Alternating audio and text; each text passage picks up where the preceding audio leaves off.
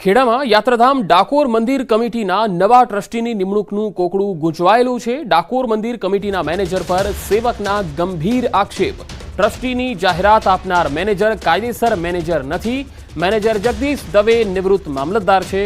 સરકારી ફરજ દરમિયાન અનેક કૌભાંડ આચર્યું હોવાનો આક્ષેપ છે। 2011માં ઠાસરાના રવાલિયા ગામે ખેતીની જમીનમાં મૃતકોના અંગૂઠા વેરીફાઈ કર્યા હોવાના આક્ષેપ। સમગ્ર મામલે નડિયાદ સેશન્સ કોર્ટમાં અરજી પણ કરાઈ હતી। કમિટીની સ્કીમ મુજબ મેનેજરની નિમણૂક ન કરાઈ હોવાની અરજી પણ થઈ છે।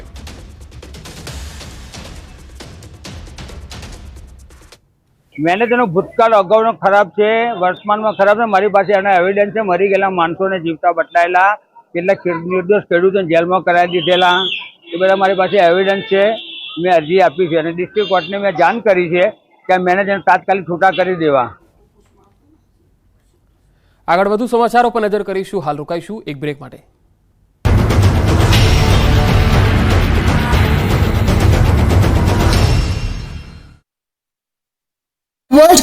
વિરામ લઈ રહેલું ચોમાસું હવે આળસ મરડીને આગળ વધી શકે છે। હવામાન નિષ્ણાત અંબાલાલ પટેલે આગાહી કરી છે કે આગામી 24 કલાકમાં ચોમાસું આળસ કંખેરી તોફાની બનશે। હવામાન નિષ્ણાત અંબાલાલ પટેલે ફરી એકવાર હચમચાવનારી આગાહી કરી। અંબાલાલના મતે 24 કલાકમાં ચોમાસું ગુજરાતમાં ફરી સક્રિય થશે। આવતીકાલથી ગુજરાતમાં ચોમાસું ધબધબાટી બોલાવવાનું શરૂ કરશે। 17 થી 22 જૂન સુધી આંચકાનો પવન ફૂંકાશે। આંધી વંટોળ ગાજવીજ સાથે વરસાદ તૂટી પડશે। કાચા મકાનોના છાપરા ઉડી જાય તેવો પવન સાથે વરસાદ થશે। 2 શાખા સક્રિય થવાથી ગુજરાતને ફાયદો થશે। અંબાલાલ પટેલના મતે અરબ સાગર અને બંગાળની ખાડીમાં લો પ્રેશર બનશે।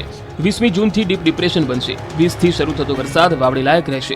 20 થી 28 જૂનથી નિરંતર વરસાદ શરૂ રહેશે। રાજ્યમાં દક્ષિણ ગુજરાત, સૌરાષ્ટ્ર અને મધ્ય ગુજરાતમાં ભારે વરસાદની આગાહી અંબાલાલ પટેલે કરી છે। આ સાથે તેમણે કહ્યું કે આદ્રા નક્ષત્રમાં સારા વરસાદથી ખેડૂતોને ફાયદો થશે। અમદાવાદના કાગડાપીઠ વિસ્તારમાંથી 1 કિલો સોનાના દાગીનાની લૂંટના કેસમાં મોટો ખુલાસો થયો છે। પોલીસની તપાસમાં સામે આવ્યું કે લૂંટના કેસનો ફરિયાદી જ આરોપી છે। પોલીસે સીસીટીવી કેમેરાની તપાસ કરતા લૂંટની ખોટી કહાનીનો ભાંડાફોડ થયો। ફરિયાદી ધર્મ ઠક્કરે તેના 2 મિત્રો સાથે મળીને નકલી લૂંટનો પ્લાન બનાવ્યો। નકલી લૂંટનો ફરિયાદી ધર્મ ઠક્કર માણિક ચોકથી 1 કિલો સોનું લઈને નીકળ્યો હતો। આ પછી તેને ત્યાંથી ગીતા મંદિર નજીક પહોંચીને ત્યાં ઉભેલા 2 મિત્રોને સોનું આપી દીધું હતું। આ ઘટનાના સીસીટીવી દ્રશ્યો સામે આવ્યા। ધર્મ ઠક્કર જમાલપુરના અશરફી જ્વેલર્સમાં કામ કરે છે। આરોપી ધર્મ ઠક્કરે 2 મિત્રો સાથે મળી ખોટી લૂંટનો પ્લાન બનાવ્યો। ધર્મ ઠક્કરે કબૂલ્યું કે તેને પૈસાની જરૂર હતી, જેથી તેના મિત્રો સાથે મળીને લૂંટનો ખોટો પ્લાન બનાવ્યો હતો। ધર્મ ઠક્કર માણિક ચોકથી 1 કિલો સોનું લઈ નીકળ્યો। ગીતા મંદિર નજીક 2 મિત્રો ખોટી લૂંટના પ્લાન માટે ઊભા હતા। પ્લાન કરવા ઊભા રહ્યા હોવાનો સીસીટીવી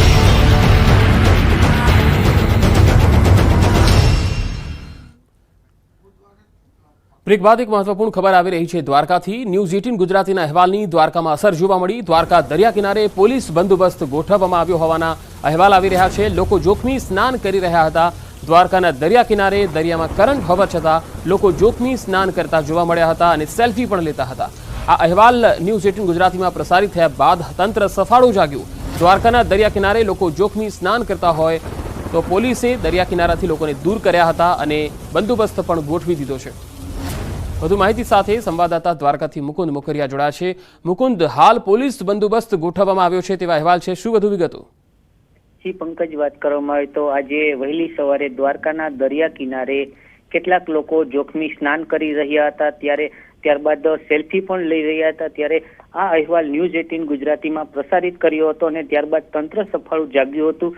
ન્યૂઝ 18ના અહેવાલ બાદ દ્વારકાના દરિયા કિનારા વિસ્તારમાં પોલીસનો બંદોબસ્ત ગોઠવી દેવામાં આવ્યો છે। લોકો જોખમી રીતે સ્નાન કરતા હતા તેને પણ દૂર કરવામાં આવી રહ્યા છે અને હાલ પોલીસનો બંદોબસ્ત દ્વારકાના દરિયા કિનારે ગોઠવી દેવામાં આવ્યો છે। જી મુકુંદ, આભાર માહિતી આપવા માટે। રાજકોટમાં 2 બાળકીઓના સ્વિમિંગ પુલમાં ડૂબી જવાના મામલે વધુ એક ખુલાસો થયો છે। બાળકીઓ રાત્રે 9:30 વાગ્યા પછી ડૂબી ગઈ હોવાનું સામે આવ્યું। રાત્રે શિલ્પન એનોક્સમાં મૂવીનો શો હોવાથી ઘટના સ્થળે વધારે લોકો ન હોવાથી બાળકીઓ રમતમાં સ્વિમિંગ પુલમાં ડૂબી જવાની ઘટના બની હોવાનું સામે આવ્યું। ગઈકાલે નેપાળી પરિવારની 2 દીકરીઓ પ્રકૃતિ ગોકુલચંદ અને મેનુકા પ્રકાશસિંહ નામની આ બંને બાળકીઓના પુલમાં ડૂબી જવાથી મૃત્યુ થયા। થોડા મહિના અગાઉ પણ નેપાળી પરિવારના પુત્રનું સ્વિમિંગ પુલમાં ડૂબી જવાના કારણે મોત નીપજ્યું હતું। જ્યારે કદાચ અડધી પોણી કલાક આઈ ગેસ સમયની દ્રષ્ટિએ તો I can't testify anything, but what I estimate I do have કે અડધી પોણી કલાક પછી કદાચ એનું શરીર ફ્લોટ થઈને ઉપર આવ્યું, એટલે એક વ્યક્તિને દેખાણું કે કોઈ બાળક છે જે અહીંયા છે, એટલે એને અંદર કૂદી અને એ બાળકને બહાર કાઢ્યું અને તરત જ એને સારવાર માટે જે કંઈ પણ તજવીજ હોય કરી 108 ને બોલાવી અને વી ટ્રાઈડ કે એને મેક્સિમમ આપણે ફેસિલિટેશન કરીએ. અલબત્ત ત્યારે બી એવું લાગતું હતું કે કદાચ શ્વાસ ન ચાલતો હોય અને ત્યાં થોડી વારમાં બીજો આઈડિયા એવો કે કંઈ કપડા જેવું દેખાય છે તો ત્યાં પછી ટોર્ચ લાઇટ કરી તો ખબર પડી કે okay share is another one અને હજી બીજી પણ છોકરી આ ડૂબેલી છે. એટલે થોડી વાર પછી પાછી એ છોકરીને પણ અંદરથી બહાર કાઢવામાં આવી.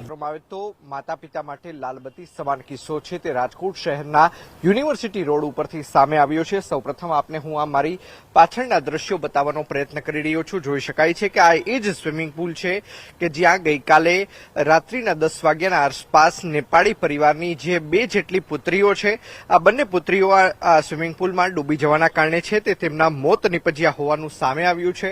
ખાસ કરીને આ બનાવ સ્થળની વાત કરીએ તો રૈયા ગામ નજીક જે સિમ્પલ ઓનિક્સ આવેલું છે આ સિમ્પલ ઓનિક્સના જે નામની આ જે બિલ્ડિંગ છે તેના સ્વિમિંગ પુલમાં પડી જવાના કારણે બંને દીકરીઓના મૃત્યુ છે તે નીપજ્યા છે. પ્રકૃતિ ગોકુલ ચાંદ અને મેનુકા પ્રકાશ સિંઘ નામની આ બાળકીઓના મૃત્યુ થયા હોવાનું છે તે સામે આવ્યું છે. બંને બાળકીઓ છે તેલા 3 વર્ષની હોવાનું છે તે સામે આવ્યું છે. દ્રશ્યોમાં પણ જોઈ શકાય છે કે અહીંના રહેવાસીઓએ સ્વિમિંગ પુલની ફરતે એક આડશ પણ બનાવવાનો પ્રયત્ન છે તે કરવામાં આવ્યો છે. સ્વિમિંગ પુલનો દરવાજો છે તે પણ બંધ રાખવામાં આવ્યો છે.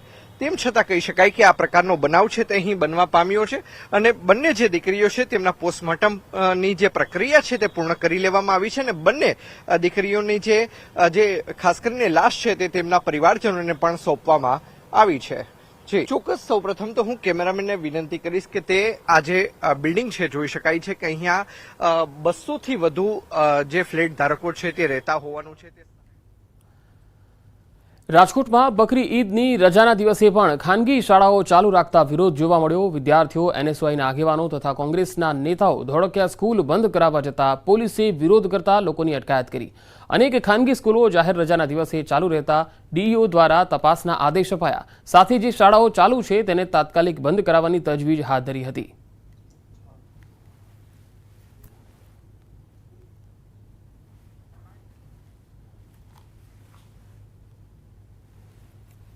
રાજકોટ સહિત સમગ્ર રાજ્યભરમાં આજરોજ બકરી ઈદની જાહેર રજા છે. તેમ છતાં રાજકોટ શહેરમાં ખાનગી શાળાઓ છે કે જે જાહેર રજાના દિવસે પણ શરૂ હોવાનું છે તે સામે આવ્યું છે. દ્રશ્યોમાં જોઈ શકાય છે કે કઈ રીતે શાળાઓની અંદર શૈક્ષણિક કાર્ય છે તે શરૂ હજુ પણ રાખવામાં આવ્યું છે. અનેક જગ્યાએ જે બાળકોને છોડી મૂકવામાં આવ્યા છે તો અનેક એવા ક્લાસરૂમ પણ મળી આવી રહ્યા છે કે જેમાં બાળકોને હાલ અત્યારે તેમનું શૈક્ષણિક કાર્ય હોય તે પ્રકારના દ્રશ્યો છે તે હાલ અત્યારે સામે આવી રહ્યા છે. થોડીક જ વાર પૂર્વે અહીં એનએસયુઆઈના અને સાથોસાથ કોંગ્રેસની જે યુવા પાંખ છે, વિદ્યાર્થી આગેવાનો છે તે પણ અહીં વિરોધ કરવા પહોંચ્યા હતા, પરંતુ સ્થાનિક પોલીસ દ્વારા તેમની અટકાયત છે તે કરી લેવામાં આવી છે. બીજી તરફ અનેક સવાલો જિલ્લા શિક્ષણ અધિકારી રાજકોટમાં સ્વામિનારાયણ ગુરુકુળના 2 સંતો સામે દુષ્કર્મની ફરિયાદનો મામલો. વાલીઓ ગુરુકુળમાંથી પોતાના બાળકોને પરત લઈ ગયા. ખીરસરા સ્વામિનારાયણ ગુરુકુળ લગભગ ખાલી ખમ થઈ ગયું છે. ખીરસરા સ્વામિનારાયણ ગુરુકુળમાં ચુસ્ત પોલીસ બંદોબસ્ત ગોઠવવામાં આવ્યો. વ્યવસ્થાપક કમિટીનો મીડિયા સમક્ષ બોલવાનો ઇનકાર. વાલીઓ અને વિદ્યાર્થીઓ પણ કંઈ બોલવા તૈયાર નથી. વધુ માહિતી સાથે સંવાદદાતા મુનાફ બકાલી મારી સાથે જોડાયા છે. મુનાફ, કમિટીના કોઈ પણ સભ્ય બોલવા માટે તૈયાર નથી. હવે આગળ થશે શું? બિલકુલ પંકજ, જે રીતે રાજકોટથી મહિલાએ જે રીતે દુષ્કર્મની જે ફરિયાદ કરવામાં આવી હતી, જે ખીરસરા ગામના સ્વામિનારાયણ ગુરુકુળમાં 2 સંતો પર વિરોધ દુષ્કર્મની ફરિયાદ કરી તેને લઈને રાજકોટ જિલ્લાના ફાયોદર ખીરસરા ગામે આવેલ જે સ્વામિનારાયણ ગુરુકુળમાં વાલીઓ પોતાના સંતાનોને ગુરુકુળમાંથી પોતાના ઘેર પરત લઈ ગયા. ખીરસરાના સ્વામિનારાયણ ગુરુકુળ પાસે જે અત્યારે હાલ તો ચુસ્ત પોલીસ બંદોબસ્ત ગોઠવવામાં આવ્યું છે. ખીરસરા ગામમાં પોલીસ તપાસ નો ધમધમાટ અત્યારે ચાલી રહ્યો છે. જે સ્વામિનારાયણ ગુરુકુળના વેપિક કમિટીના આગેવાનો મીટિંગ પણ યોજાઈ હતી. પોલીસ કે વેપિક કમિટીના મીડિયા સમક્ષ બોલવા હાલ તો કોઈ તૈયાર નથી. અમને ઘટનાની કોઈ પણ જાણ નથી તેવા અત્યારે કરી રહ્યા છે. ખીરસરાના સ્વામિનારાયણ ગુરુકુળ લગભગ ખાલી, વિદ્યાર્થીઓ પોતાના ઘરે પરત ફરિયાદ, વાલીઓ અને વિદ્યાર્થીઓ મીડિયા સમક્ષ કોઈ બોલવા બી અત્યારે તૈયાર નથી. જે રીતે કમિટી બી રચવામાં આવી છે તેને લઈને હાલ તો જે ગુરુકુળ છે તે અત્યારે સાવ ખાલી ખમ પંકજ જોવા મળી રહ્યો છે. જી મુનાફ, આભાર માહિતી આપવા માટે. દ્વારકામાં દરિયા કિનારે જોખમી સ્નાનનો મામલો. ધનરાજ નથવાણીના ટ્વીટ બાદ તંત્ર દોડતું થયું છે. દ્વારકાના દરિયા કિનારે યાત્રિકોના જોખમી સ્નાન અંગે ધનરાજ નથવાણીએ પણ ટ્વીટ કર્યું હતું. દ્વારકા પોલીસ ગોમતી ઘાટ તેમજ સંગમ ઘાટ દરિયા કિનારેથી યાત્રિકોને દૂર કરાવ્યા. મીડિયા અહેવાલો બાદ તંત્ર સફાળું જાગ્યું હોય. દરિયામાં ભારે કરંટ વચ્ચે જોખમી સ્નાન કરતા હોય ધનરાજ નથવાણીએ પણ આ અંગે ટ્વીટ કરી અને સ્થાનિક તંત્રનું ધ્યાન દોર્યું હતું.